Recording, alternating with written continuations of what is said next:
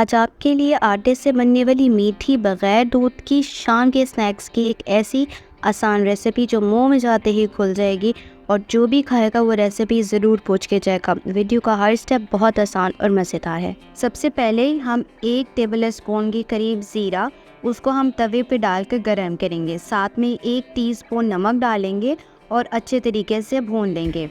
इसके बाद आपने चूल्हा बंद करने के बाद तवे के ऊपर 1/4 कप चीनी डालनी है और उसको छान लेना है। इसकी जगह आप आइसिंग शुगर का इस्तेमाल कर सकते हैं, मगर इस रेसिपी के अंदर आपको इस तरह की दानेदार चीनी नहीं चाहिए। इसके बाद आपके पास चूँकि चूल्हा बंद हो चुका हुआ है, काफ़ी हद तक ठंडा है, तो आपने इन तमाम चीज़ों को अच्छे तरीके से मिला लेना है। जैसे ही मिला लेंगे, इसके बाद आपने बीच में थोड़ा सा हिस्सा अलग करना है और इसमें आपने डाल देना है मक्खन 1/4 कप के करीबी। मगर यहाँ पर आप इसकी जगह सेम रेसिपी में घी का इस्तेमाल भी कर सकते हैं। इसके बाद आपने क्या करना है कि अच्छे तरीके से आपने इसको मसलना है, बिल्कुल फ्लैट सरफेस के ऊपर जैसे तवा है। इसके बाद आपने इसमें डालना है 1 टेबल स्पून भरकर कस्टर्ड पाउडर, ये वनीला फ्लेवर वाला है, ये इसके अंदर डालेंगे।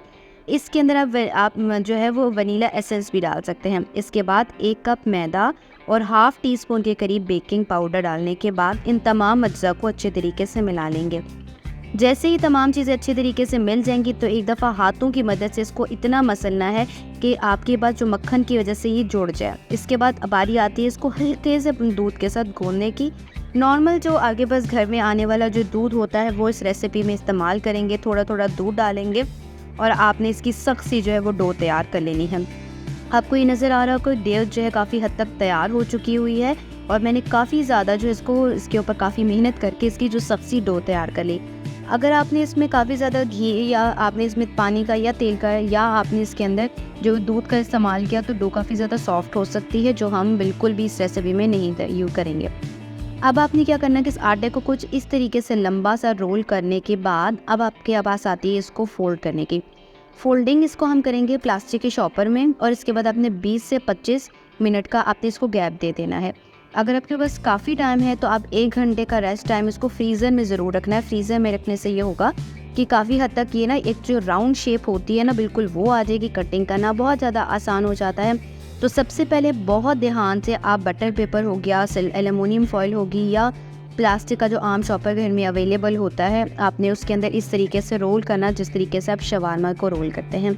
और एग्जैक्टली 20 मिनट या आधे घंटे के बाद आप ये देखेंगे जो मक्खन या घी की वजह से एक तो ये सख्त हो चुका होगा, कटिंग करना आसान हो जाएगा।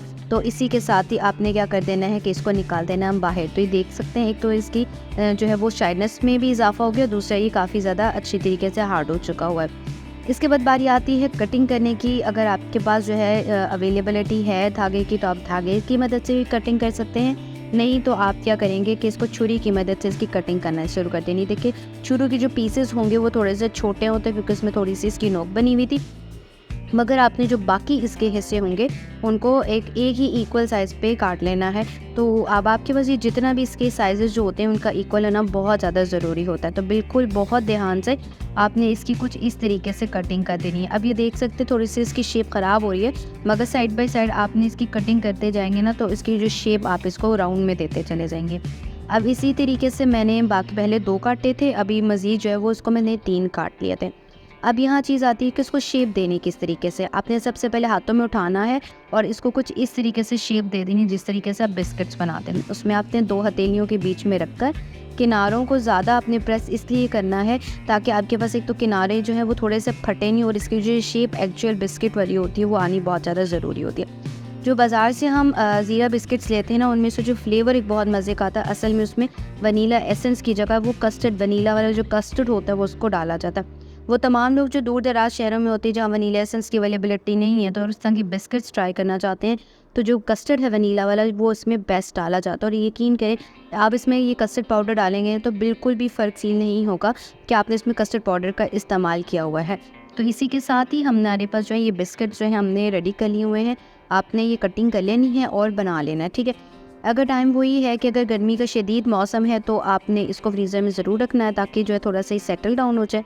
और अगर सर्दियां हैं तो आपने क्या करना है कि इसको फ़ौरन आपने इसको बेक करना शुरू कर देना है। बेकिंग का तरीकाकार ये हो सकता है कि आपके पास, मैं बताऊंगी कि आपने तवे के ऊपर इसको बेक करना है। बेकिंग में ये होता है कि तवा गर्म करने के बाद नीचे जो ट्रे रखेंगे ना, उसके नीचे भी आपने कोई भी बेस देनी है ताकि ये थोड़ा सा ना तवे से ऊंचा हो जाए।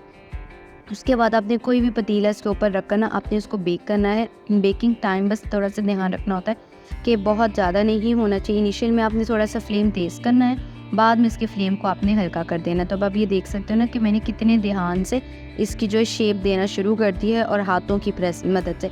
ऐसे लग रहा है जैसे कि ये कबाब है, मगर ये आप सबको पता है कि ये कबाब नहीं है। ये जो बिस्किट हम बना रहे हैं इसका नाम है ज़ीरा बिस्किट है। और इसी के साथ ही हमारे पास ये देख सकते हैं कि कित कलर अभी यहीं से कितना खूबसूरत नज़र आ रहा है। मेरी चैनल के ऊपर नान खताई की बहुत ज़बरदस्त और इजी रेसिपी मौजूद है। आप भी जाके उसको ज़रूर विज़िट कीजिएगा और उसको देखिएगा कि ईजीएस्ट वे से हम नान खताई जो है वो घर पर तैयार कर सकते हैं। और मेजरमेंट्स बिल्कुल एक्यूरेट हैं, तो इस रेसिपी के मेजरमेंट्स भी आप बिल्कुल एक्यूरेट ही रखिएगा। उससे ये होता है कि आपकी जो कुकीज़ बनेंगी वो बहुत ज़्यादा खूबसूरत बनेंगी। ठीक है, कुछ तो मैंने राउंड दे दिए थे और कुछ को जो शेप है वो थोड़ी सी लंबी दे दूँगी, वो उनको शेप में लंबी दूँगी जो साइज़ में थोड़े से छोटे कट गए मेरे। तो इसके बाद आपने क्या करना है कि ये बेकिंग ट्रे ले लेनी है और इसके अंदर आपने बिस्किट्स लगाने हैं।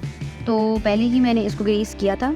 तो सबसे पहले ना मैंने इसके ऊपर बटर पेपर लगाया, उसके ऊपर तेल लगाया और दोबारा से इसके बाद ये कर लिया। अगर आपके पास बटर पेपर अवेलेबल नहीं तो आम स्टील की प्लेट लेनी है, उसके अंदर तेल लगाना है और बटर पेपर बहुत आसानी से मार्केट में ये जो होता है ना किताबों वाली दुकानें, वहाँ से आराम से मिल जाता होता है।